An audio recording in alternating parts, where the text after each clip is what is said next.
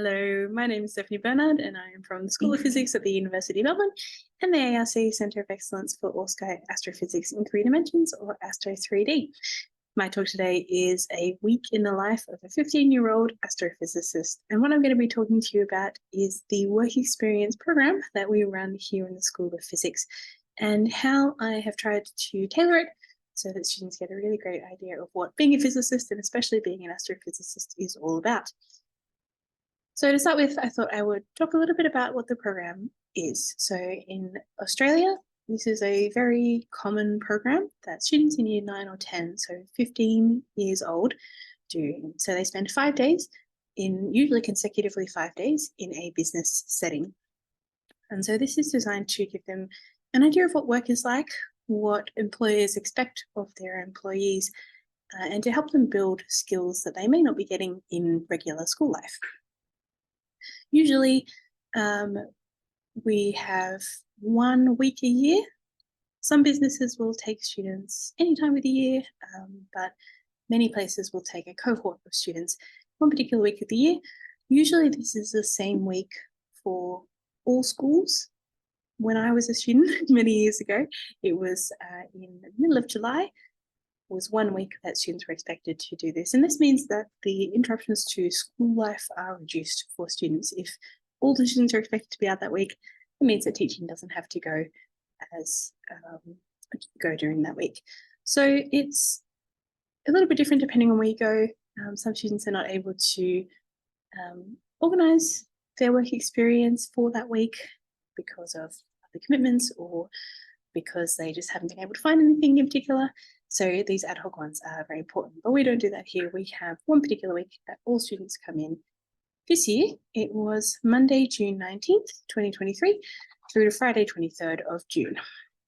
So in the students sort of edging towards their winter holidays here in Australia, and we are part of the Faculty of Science here at the University of Melbourne. So we were part of a group of different schools around the University of Melbourne who all hosted students centrally organised by the Faculty of Science. So in physics, we had 50 students assigned to us, and that is a lot of students to have, more than a regular class. And we were going to allocate them into 3 different streams. So astrophysics. Here in astrophysics, we have been having work experience students since the 1990s, so for 30 years. We have our program pretty much down pat, but the coordinator, of course, will change things up according to their personal preferences and what they think is good from previous years. So we were prepared to take more students, 24 or 25 of them, half of the students that we expected. And then we also had a stream for particle physics, funded through the ARC Centre of Excellence for Dark Matter Particle Physics, and also a biophysics stream. And this is called biophysics, but it's more about nanoscale imaging. So getting really, really tiny detailed measurements and using them for biological applications. So both of those streams were going to take fewer students. Unfortunately, we weren't able to get a particle physics stream going. So astrophysics ended up taking 30 of the students. Biophysics ended up taking about 20 of the students. So with the number of students that we were expecting, we could then go and figure out what we were going to do with these students. So it's very easy when they come into a university setting to run things like a school, basically like their class. And that is not what I wanted. I actually did work experience in astrophysics at the University of Melbourne in 2006. And while I really enjoyed that I was going to talks and I was getting to talk to all the PhD students and things, it was a lot of sitting down and listening to talks with a few activities. And over the years, we've wanted to make it more that students are actually gaining some skills out of it, not just hearing about neutron stars or whatever it is that students are talking about that year, but actually gaining skills in coding, in analysing data, in analysing plots, in doing mathematics, in working with technology, and in communication, of course, extremely important in science. So we came up with our timetable. Here I'll share my screen so I can show you. Okay, so we had some activities that were run with the Faculty of Science. So they had students on the Monday morning so they could do an introduction with all of the different streams. And then they also had them on Friday afternoon. And the main outcome of the work experience for all of the schools in science is for students to produce a poster. And this was an A4 poster with some research results on it. Either an activity that they did or a research project that they'd done, experiment, something like that, or a research project where they looked up information and found something out. And this is meant to mimic a real-life scientific poster session, which is very common in physics conferences in particular. After that, we had a tour of the building. We have 7 levels of our physics building, many levels having some equipment and basement as well. So we went for a big long walk all around. We had our regular group meeting. So students were ready on the first day in the afternoon, launched into what is a scientific group meeting like. So one of our third-year undergraduates actually doing some research gave a talk on her research project, which was actually a really great introduction for the students into, someone who's not necessarily experienced in science is still getting their feet in the world of giving presentations. She was actually very good, but sort of where they would expect to be in 5 years or so in their lives if they continued in physics. And then they also got to meet some of the other members of the school, of the astrophysics group here in the School of Physics. And we have about 80 people in our group here. Then we split them into their astrophysics and their biophysics groups and introduced them to the different projects. And the projects were really important. So rather than doing just a research project where maybe they look at Wikipedia or they look at some different sources and collate information, what I really wanted was for them to design their own experiment. And I really stressed to them that this didn't need to be a very well thought out experiment. Ideally it would be, but part of what I wanted them to do was to just try things, because what I've noticed is that students, especially in high school, because they are really focused on learning particular things for their exams, they do get very afraid to try things out and to be wrong, especially. And so what I wanted to stress to them is that getting a good result is not necessarily the point of this week, because when you're doing research for real, you might work on something for 3 months and it just doesn't work out. But it's what you learn from that attempt that will help you out with your next idea. And so with this in mind, what I did was I took a few ideas and really gave them not very much information. And these projects came from looking at the things in my lab where I'm sitting right now, looking at all the equipment and saying, what would the students be able to do with this? If they saw this piece of equipment, what could they do with it? And give them a little bit of guidance, but leave lots of space for them to work out how they're going to do it. We have lots and lots of data that undergraduates have taken here over the last 5 years and longer, back into the past.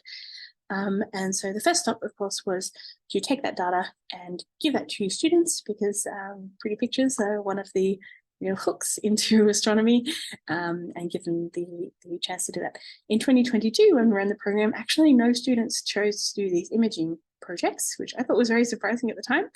But this year we did have a few students looking into how many galaxies are there in the universe. And this is where we take data that our third-year undergraduates, our physics major students have taken of galaxy clusters and count how many galaxies there are and figure out how many there are in the universe. So we had a couple of students doing that one. And then, of course, Supernova 2023 IXF in M101. I had taken some data using iTelescope for use in classes here at the university, and hadn't had the chance to write anything up for the students yet. So I just gave that data, that was about 50 images, to these students to see what they could come up with. And I'll show you some of their results later. Then we had some lab data. So the first one that I wanted to use, so I'll stop sharing now. lucky enough to have a model gravitational lens here, because we have a big gravitational lens group here at the University of Melbourne. And you can see how my piece of glass changes the background source behind it as it goes past. And so what we did was we gave the students this piece of equipment, told them to be very careful with it, because it is a very big piece of glass and quite heavy, gave them a laser and had them look with a light meter on the other side how the brightness of the laser changes as it goes in different positions around the lens to see where the optimal magnification or increase in brightness of the source was. And this was something that students had chosen to do last year as well. So this year I had an idea of what sort of results they might get, but really the experimental setup, how far away the laser and the light source were from the lens, what sorts of, whether they moved it radially or back and forth in the plane of the lens, that was really up to them. And I would help them out if they asked, but really not telling them the information was the important thing. I'm running out of time, gosh. I have some other ones here. We have an orrery here, which at the moment is slightly taken apart, but our lab manager has changed it so that you can change the speed that the planets go around in, and also the brightness of the center. And so students used a light meter again to check out how transits work in exoplanets. And this is actually something that we came up with last year in 2022. And over the summer, I actually turned it into a lab for my third years, my first years to use, and eventually my third years, based on how well it worked to investigate transits. And so that was really exciting. You can tie in James Webb results using this sort of thing. Because I am running out of time, I will finish up with, we made workbooks for all students so that everything was contained in here. All they need to do was to not lose this, and they would have a good time. These are our nanoscale imaging projects that I don't have time to go through. But we also had activities that were designed to give them an idea of how we take data, we analyze data in a really guided way. And these are based on first year labs, which don't require any physics knowledge. And these are based on light and spectra, because this is relevant to both astrophysics and biophysics. And we had a more fun one, which was about general relativity using balloons. And so students looked at how angular diameters will change for objects at different distances on different surfaces using balloons as their guide. I'll finish up just by showing you some of the posters that they made. They are really awesome. They did a really great job. They only had about 10 hours total to work on these posters, but you can see they had quite a lot of fun with them. These are some black hole ones. They made plots and they use a Python code to simulate. And these are the results from the gravitational lens that I showed you. You can see their experimental setup, their results, the magnification that they found, and doing things in a slightly different way. So this was really awesome as a program. This is something that will continue as part of our outreach activities here in the School of Physics. And it's a really wonderful way to reach students from all around Melbourne, not just from particular schools, but all around. And hopefully we will continue to make it grow as we go. Thank you so much. And I hope to get in touch if you've got any suggestions.